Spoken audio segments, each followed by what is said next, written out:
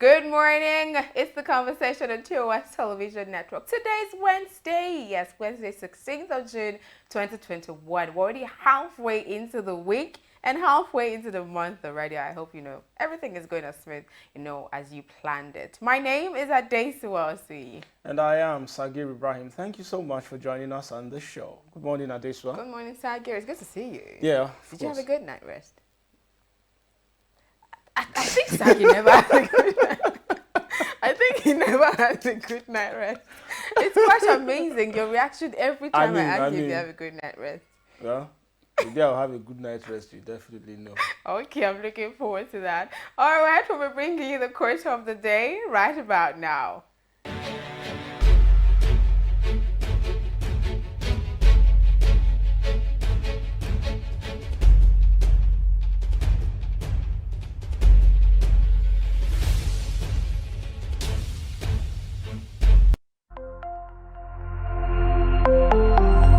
Always remember, Tim and I have been creative design. We really like it, but you deserve a break. You can indulge in a cup of 3-in-1 Cadbury Hot Chocolate. Cadbury Hot Chocolate. Indulge. Now available in the 450 grams pouch. All right, moving straight into stories and our happenings from across Africa. Starting, from this story where a suicide bomber has attacked or killed at least 10 people at an army training camp in Mogadishu, that's Somalia's capital. While those who were injured have been taken to the hospital, TOS News gathered that a suicide bomber was waiting among new recruits who were queuing outside the training camp.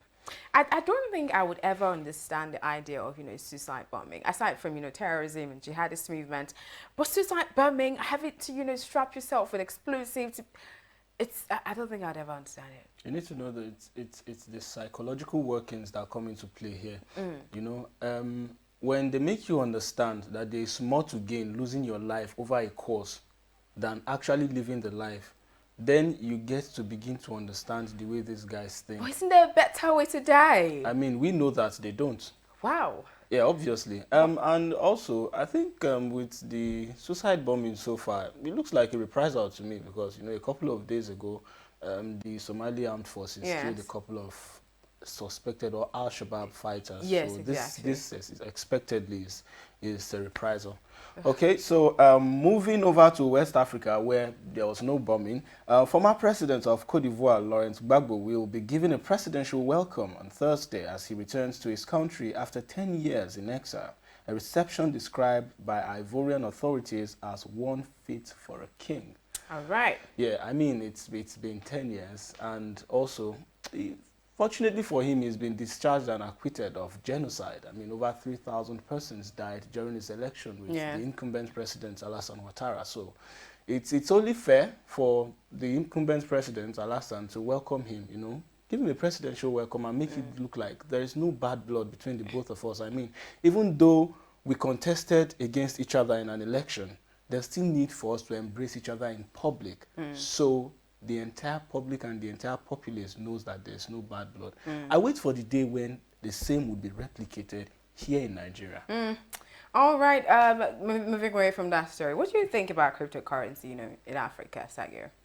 Africa, just largely embracing cryptocurrency. But basically, it's been slow, but it's not impossible, but it's been slow. The adoption has been very slow, and generally with West Africans, I can't say for other parts of Africa, we generally have a coconut head. It is the things you say we shouldn't do that we end up doing. I mean, take for example the Twitter ban. Yes. Another instance, Bitcoin. The federal government through the CBN banned trading Bitcoin. I think you're largely talking about Nigeria. Yes, I'm talking about Nigeria because, of course, I'm in Nigeria. And it has to be the case study. Right. However, at some point, they've been cowed, to look, we have to do this or else we would lose out. It came as a rude shock to them anyway that, look, other countries are adopting one form of cryptocurrency or the other, and if we don't do it, which obviously is the future, we're going to be the ones being left out at the end of the day. Okay, and with that, I'm going to read out the next news for you. This is coming from the president of Tanzania, Samia Suluhu Hassan. She's encouraged African countries to adopt cryptocurrency. In a statement released on Sunday, the president said Africa should not be left behind as more countries continue to adopt Bitcoin and other cryptos into their countries' governing bodies in order to explore and gain from the potential it has to offer. That's a wise government. That's a wise president. Exactly. Unlike the ones that will be banning something that will be bringing progress to us. Okay. May God deliver them. I'm not part of that conversation right now, okay? All right, with that, to bring you COVID-19 updates from across Africa.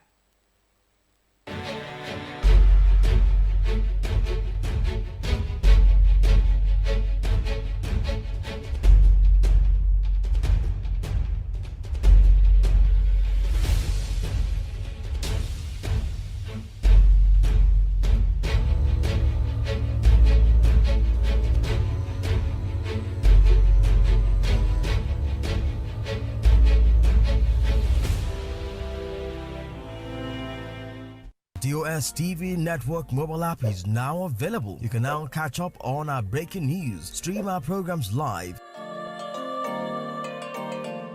watch out for the latest update on sports and politics as they unfold. You can also get notifications for our upcoming programs and events. All these on our TOS TV Network mobile app, available on Apple Store and Google Play Store. TOS TV News from Africa by Africans. Being a journalist means in-depth analysis that unravels hidden truths, that question the status quo and fact-checks government. These criminal elements hiding under the cloak of surveillance contractors are the APC elements. Do you have facts to prove that? Being a journalist means waking up every day with a burning desire for peace, equity, and justice for all citizens. We're being told that the choice you have is to take the lesser of two evils. It means patriotism via the prism of objectivity and accountability. It means giving my platform to the masses to discuss issues that matter to them. Some of them, if they bring budget and the budget they lose, some of them sleep. They're going to ask how much you are on. I have it. Thereby shaping government policies and laws. My name is Osasu Igbeneja, and I am the People's Journalist.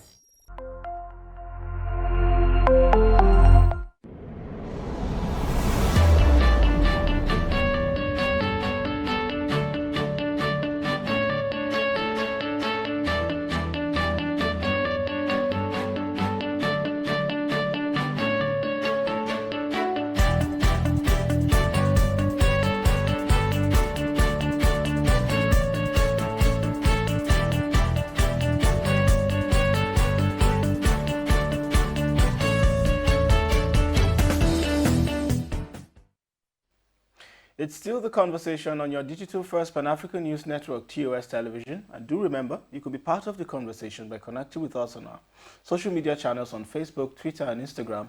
Also, watch us live on our website at www.tostvnetwork.com. You can watch some of our content as well on YouTube at TOS TV Network. Don't forget to like and subscribe.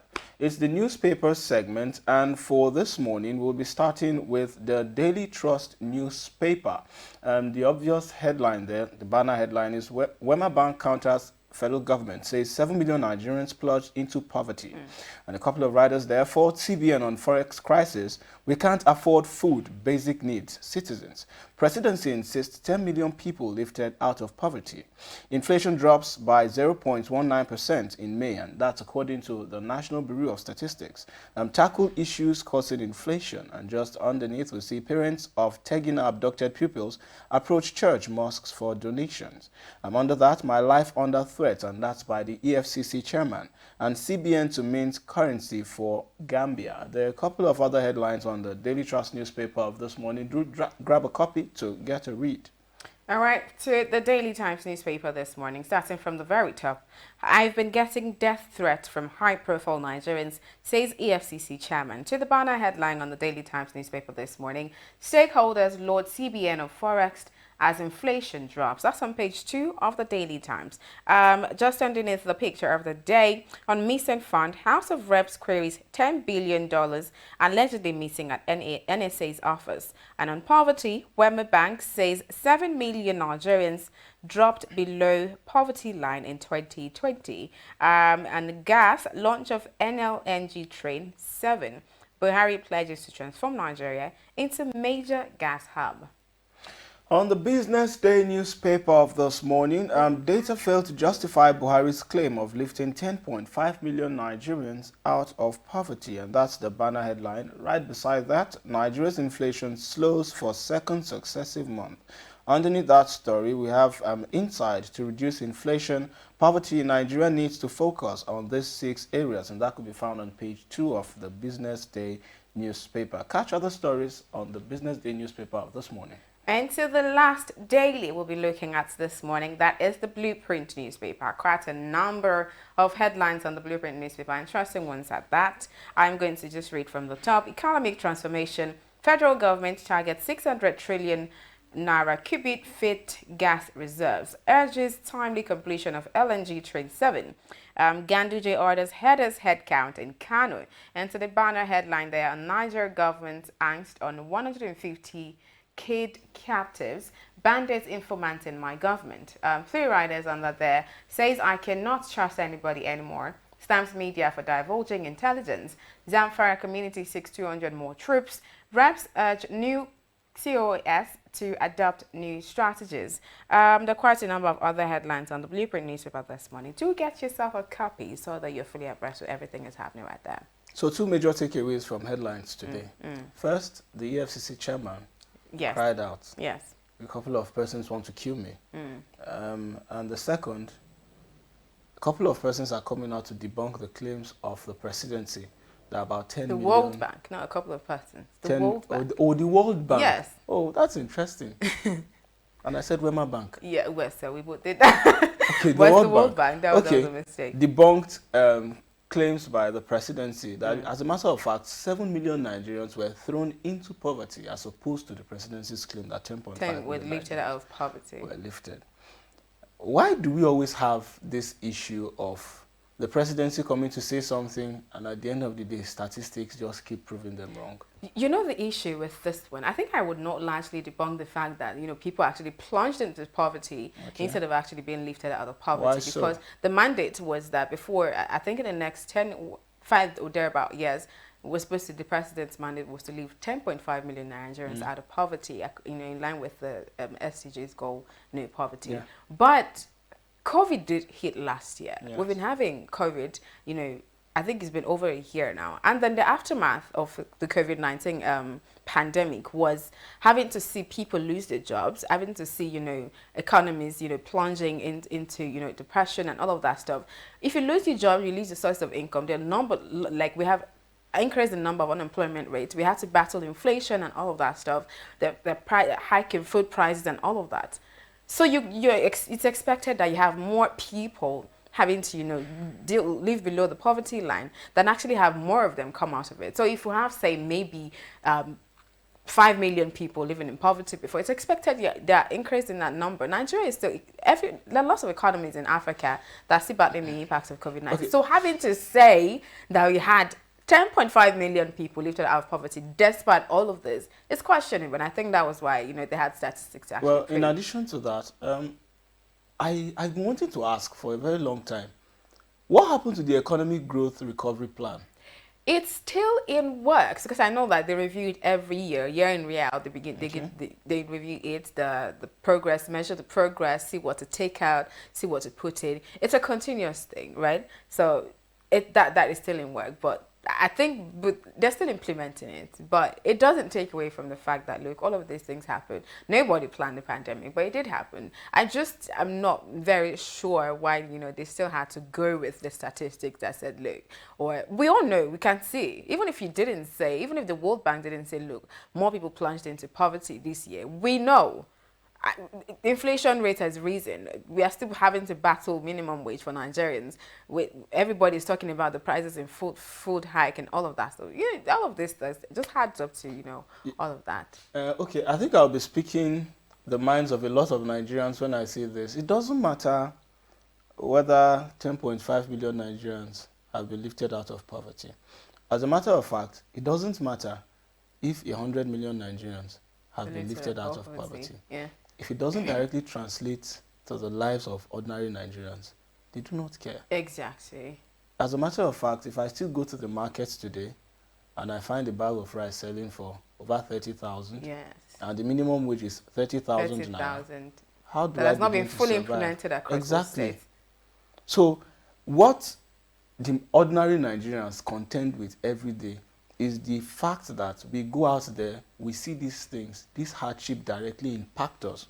So don't come here with these figures telling us 10.5 million. The 10.5 million we will never see.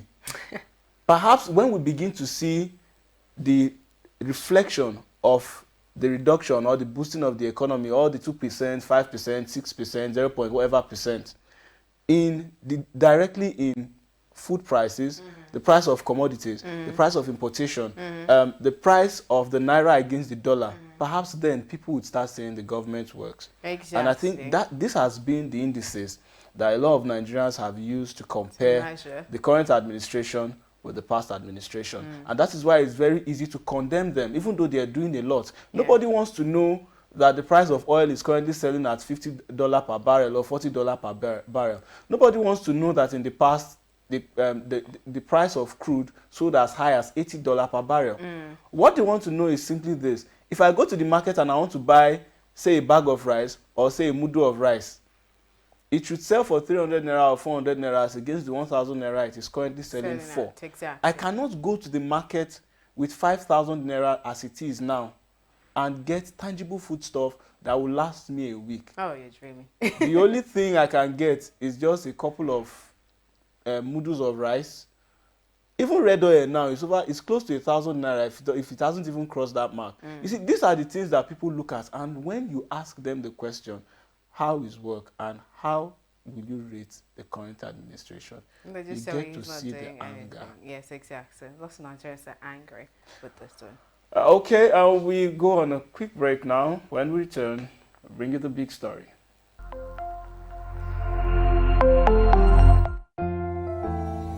At the first sign of pain, you need a solution that you can trust to provide effective relief and is gentle on the stomach.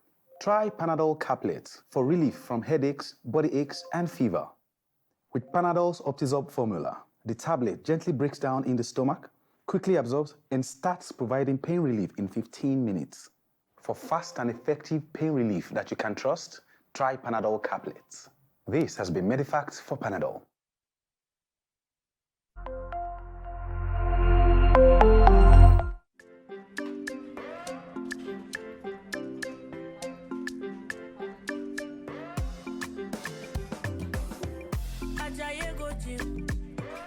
You won't go shake your body. Instead, they make it calm down. Eat a farm say you sabi. You want to grow 6 packs in a day. I beg you not to pass me your power. You want to show yourself, oh.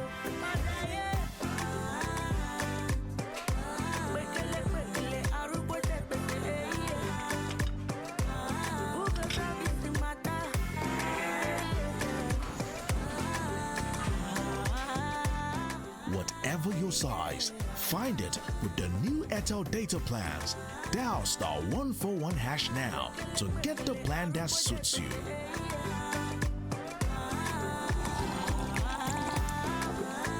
Airtel, the smartphone network.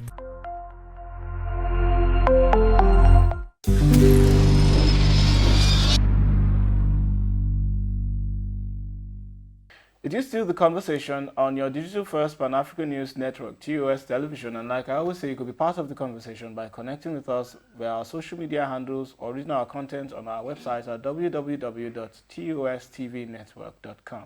You could also connect with us via our YouTube channel at TOSTVNetwork.com, and don't forget to like and subscribe. Okay, it's the big story, and today's focus will be on sidelining the judiciary in governance. And the power play, is it a power play or a coincidence? Because for a very long time now, we've experienced how, for some reason or the other, when it comes to key issues, regarding governance, the judiciary is always sidelined. Sidelined, yes. Yes. So why do this always happen? I've asked this question for a lot of times, and I've never gotten a definite answer as to why the government or the executive and the legislative will only be the ones who play key role when there are three arms. Be it selection or nomination. You never see the judiciary carrying out any of these functions. Okay, so joining us via phone to discuss these issues is Ezekiel Ugochukwu, and he is a legal practitioner. Thank you so much for joining us on the conversation this morning. Good morning. Good morning. Good morning. Thank you for having me. Yes. So the first question I would like to ask Mr. Ugochukwu, what seems to be the reason why only the executive and the legislature make key government decisions, especially appointments, selections, and nominations of key members of the administration?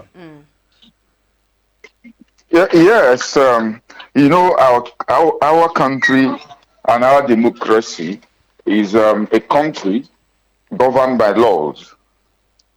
Yes, as you rightly pointed out, there are three arms of government. That is the executive, the legislature, and the judiciary.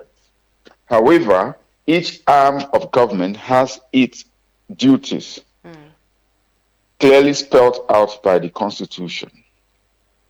Now, the executive is saddled with the responsibility of executing or implementing projects, decisions, and executing an implementation of projects and day-to-day administration of the Federal Republic of Nigeria. Okay. The legislature is saddled with the responsibility of making laws and carrying out oversight functions on the executive. While the judiciary is principally the arm of government that interprets or gives effect to actions of the other two arms of government. For instance, if there are issues between the legislature and the executive, it is the duty of the judiciary to look at it and say, sorry, this is what the law says. This is the right path to go. It is not the duty of the judiciary to implement policies, to appoint those who will implement such policies. So they shouldn't Their be job process. Sorry? So they should not. It's not ideal for them to be a part of that process. They are not part. The judiciary is not. Okay. And shouldn't be part of the arm that appoints those that implement policies. Mr. Ezekiel, you spoke about the principle of checks and balances. Now, expectedly, the executive, the legislative, and the judiciary arm of government are supposed to not only complement each other, but check each other to ensure excesses. Now, how do you expect the judiciary to effectively check the activities of, say, the legislature or the executive when selection, secondly, selection or nomination of who leads the judiciary as an arm of government is rested in the arm of the leader of the executive? Yes, and that is why some of us, you see, the issue is the ground. The Constitution, as it is today, vests the power to appoint on the president, who is the leader of the executive, to appoint head of the judiciary, on the recommendation of the NJC. We have been saying that such is wrong because, as they say, he who pays the pauper dictates the tune. You don't expect the head of the judiciary to be independent or to act without bias against the person that appoints him or her into office. So that's why we have been championing the amendment of that particular section of the Constitution to vest purely the powers of appointment of justices of all our superior courts, not only the head of the judiciary, on an independent organ different from the executive. Because if you have the president appoint, you can you will recall what happened during the Onoge saga. The current president and twisted the judiciary and appointed someone who ordinarily is not supposed to be the CJN today. So there is need for an amendment of the Constitution to divest the executive of the powers of appointing heads of our courts. Okay. Not only the CJN, from the High Court up to the Supreme Court. Okay, Mr. Ezekiel, I also want to ask this. Don't you think it's also necessary for the judiciary to have a say in who becomes the Attorney General of the Federation as well as the Minister of Justice, just like they should have a say in determining who becomes the Chief Justice of Nigeria? I don't agree with you there. I don't agree with you there. The problem here is that the Attorney General and the Minister of Justice and the Attorney General of the Federation and Minister of Justice functions in dual capacity. One, he functions as a minister in the government of the President of the Federal Republic of Nigeria, and at the same time as Attorney General of the Federation. My take, however, will be that the office of the Minister of Justice should be separated from the office of the Attorney General of the Federation. The minister is like is an appointee of the president, and as expectedly, the boss determines the direction that the minister thinks. Now, the Attorney General ought to be a separate office who represents the interest of the people. In other crimes, the Attorney General of the state or of the Federation is a separate office and in some cases elected by the people, because the Attorney General is supposed to be the person that will fight the common interest of the people. For instance, if there is a blockage on the distribution of water, and the government of the day is not doing anything about it, it is the duty of the Attorney General to approach that government and say, oh, see, our people are not getting water and you are not doing anything.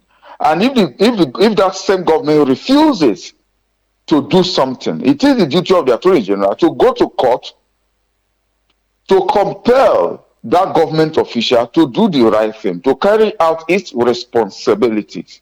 But unfortunately here, we do not have an Attorney General who represents the people. We have an Attorney General who represents a government, and government cannot fight itself. And that is why you have what we see today, where the Attorney General is kowtows before the president, and in fact, what he effectively does today is to give effect and gives whatever interpretation that comes into his head to the activities of the president.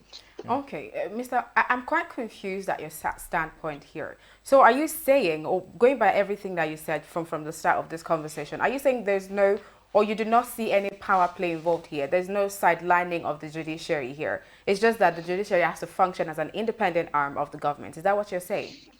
No, as regards appointment of government officials, the judiciary does not have any role to play on appointment of government officials, ministers, directors of or heads of parastatals of government. The judiciary do not have any role to play. Okay. Except where there is breach of the law, of the enabling law, or extant provisions of the Constitution or the enabling law. Now you cannot go to court. That's where the judiciary comes in. Okay. You go to court and say, sorry, procedure for appointment of this person was not followed. If you recall, if you remember, few months ago, the former Inspector General of Police retired, and the president ought to have appointed a new Inspector General of Police. Yes. But he rather extended the tenure of the former Inspector General of Police. Some of us went to court. That is where the judiciary steps in to determine whether the president has done the right thing or he is wrong. That is the checks and balances that your colleague talked about. Okay, okay. Thank you so much for joining us on the show this morning. Thank you. Thank you very much. Thank you. Have a nice day. Have a nice day, you too. Thank you for joining us on the conversation today. I beg your pardon. As I always say, the conversation comes to you every day. That means we'll be back here tomorrow. But before then, you have to be a part of the TOS TV community. All you need to do is follow us across all social media platforms, stream the conversation and other programs on www.TOSTVNetwork.com, and subscribe to TOS TV Network on YouTube so you're not left out of amazing content that we have there for you. My name is Adesuwa Osuyi. And I am Sagir Ibrahim. Thank you so much for watching.